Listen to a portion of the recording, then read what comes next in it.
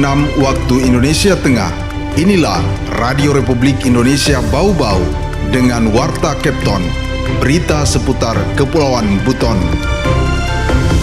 Jadi di lokasinya 2 titik di stadion dari tanggal 16 sampai 17, 18 sampai 19.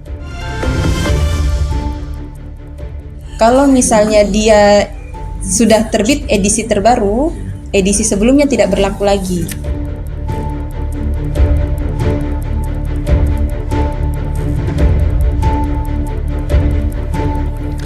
Selamat pagi.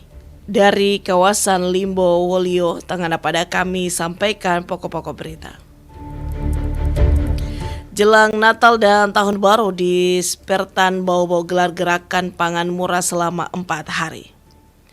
Kantor Pertanahan Kota Bau-Bau mencatat sebanyak 510 sertifikat tanah analog telah diganti secara mandiri oleh pemiliknya menjadi sertifikat elektronik. Sertifikat ini menawarkan sejumlah keunggulan, diantaranya tidak mudah dipalsukan. Saya Rizka Lina dan inilah Warta Kepton pagi selengkapnya hari ini, Rabu 17 Desember 2025.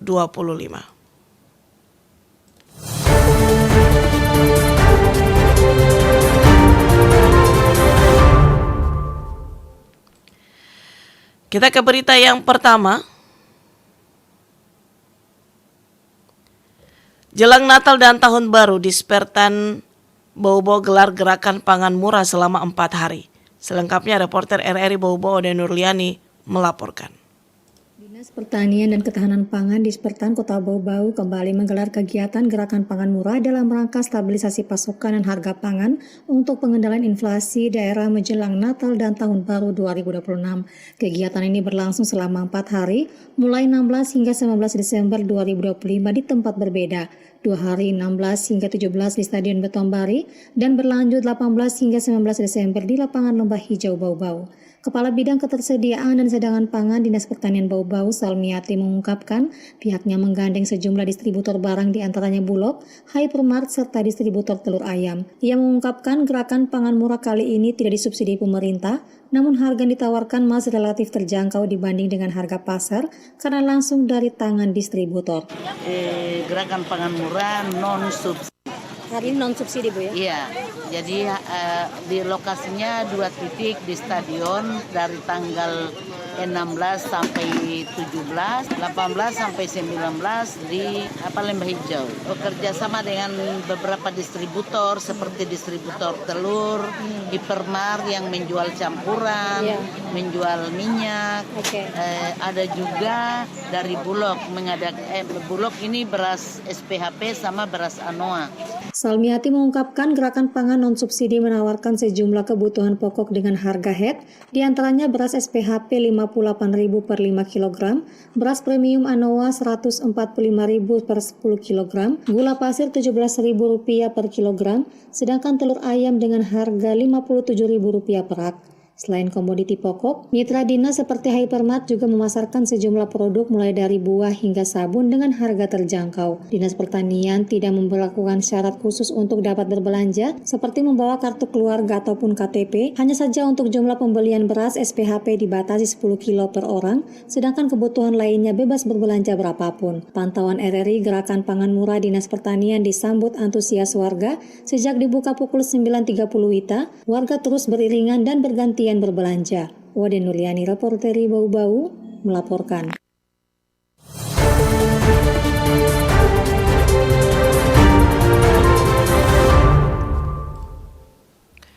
Pemerintah Kabupaten Buton mematangkan langkah antisipasi menghadapi Natal 2025 Tahun Baru 2026. Nataru seiring meningkatnya mobilisasi masyarakat dan aktivitas ekonomi. Fokus pengamanan diarahkan pada kelancaran arus transportasi, stabilitas harga dan ketersediaan pangan, keamanan kawasan wisata, serta kesiapsiagaan menghadapi potensi bencana hidrometeorologi seperti hujan ekstrim, angin kencang, banjir, tanah longsor, dan gelombang pasang. Dalam rapat forum koordinasi pimpinan daerah Forkopimda yang digelar pada Senin 15 Desember 2025, seluruh unsur Forkopimda dan perangkat daerah diminta memperkuat pengawasan di titik-titik rawan, meningkatkan kesiapan personil, serta memastikan pelayanan publik tetap berjalan optimal selama libur Nataru. Antisipasi juga dilakukan terhadap peningkatan permintaan di sektor hotel, restoran, dan transportasi guna mencegah gangguan pelayanan kepada masyarakat. Bupati Buton Alvin Akawijaya Putra menegaskan bahwa sinergi antar instansi menjadi kunci utama dalam menjaga keamanan dan ketertiban masyarakat. Ia berharap dengan kesiapan yang matang, perayaan Natal dan Tahun Baru di Kabupaten Buton dapat berlangsung aman, tertib, dan kondusif.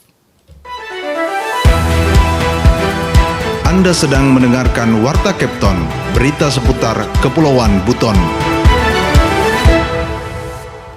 Warta Kepton pagi ini disiarkan langsung RRI Bau Bau. Kantor Pertanahan Kota Bau Bau mencatat sebanyak 510 sertifikat tanah analog telah diganti secara mandiri oleh pemiliknya menjadi sertifikat elektronik.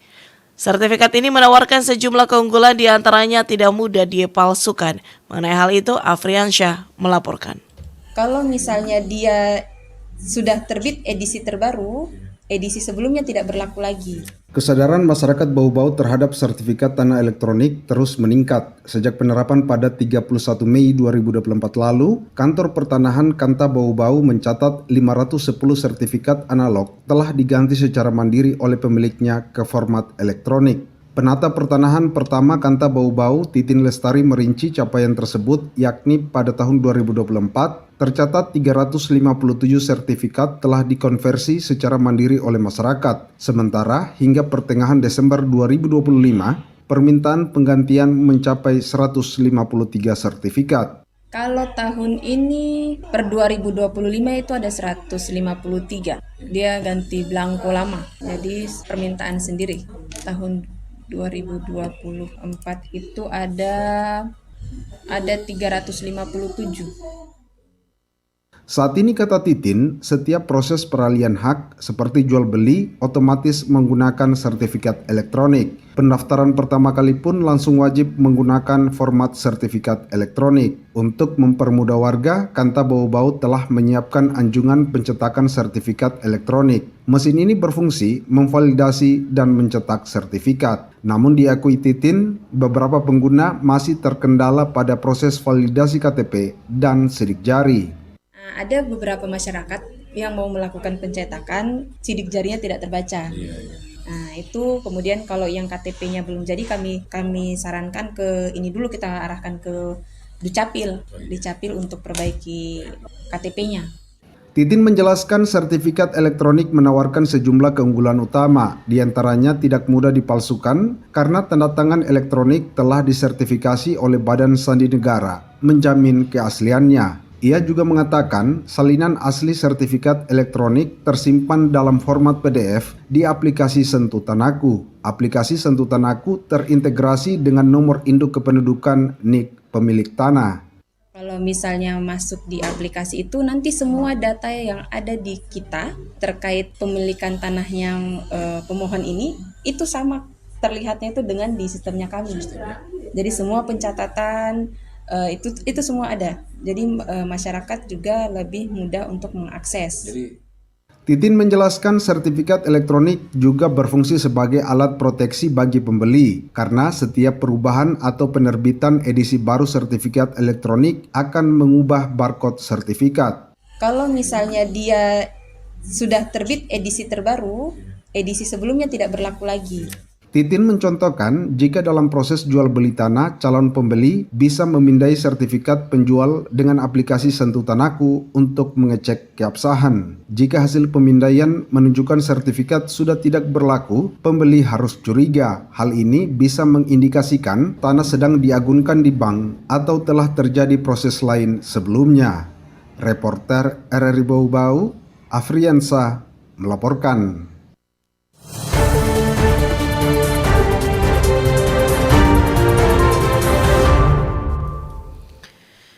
Berita terakhir, Pemerintah Kabupaten Buton Selatan bersama Kementerian Perhubungan RI resmi meluncurkan lintasan penyeberangan perintis tahun 2026 sekaligus menggelar sosialisasi keselamatan angkutan penyeberangan Selasa 6 Desember 2025 di Pelabuhan Penyeberangan Feri Bandar Batauga. Peluncuran ini menjadi langkah strategis memperkuat konektivitas laut antar wilayah dan mendukung mobilitas masyarakat kepulauan. Kegiatan tersebut dipimpin oleh Wakil Ketua Komisi 5 DPR RI Ridwan Bae, didampingi Bupati Buton Selatan Muhammad Adios, serta dihadiri perwakilan Direktorat Jenderal Perhubungan Darat Kemenhub RI, Kadis Perhubungan Sulawesi Tenggara, unsur Forkopimda, instansi vertikal, TNI Polri, dan OPD terkait. Lintasan perintis yang diluncurkan melayani rute Batauga Pulau Siompu, Pulau Kadatua dengan potensi pengembangan layanan ke depan. Wakil Ketua Komisi 5 DPR RI Ridwan Bae menegaskan komitmen pemerintah pusat dalam mendukung pembangunan infrastruktur penyeberangan di daerah. Sementara itu Bupati Muhammad Adios menekankan Pelabuhan Bandar Batauga diharapkan menjadi simpul utama angkutan penyeberangan guna mengurai kepadatan Pelabuhan Bau-Bau dan mendorong pertumbuhan ekonomi Buton Selatan.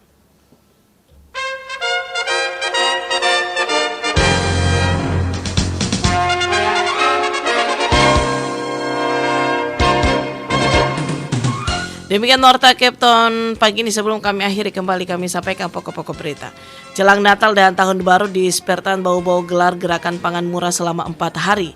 Kantor Pertanahan Kota Bau-Bau mencatat sebanyak 510 sertifikat tanah analog telah diganti secara mandiri oleh pemiliknya menjadi sertifikat elektronik.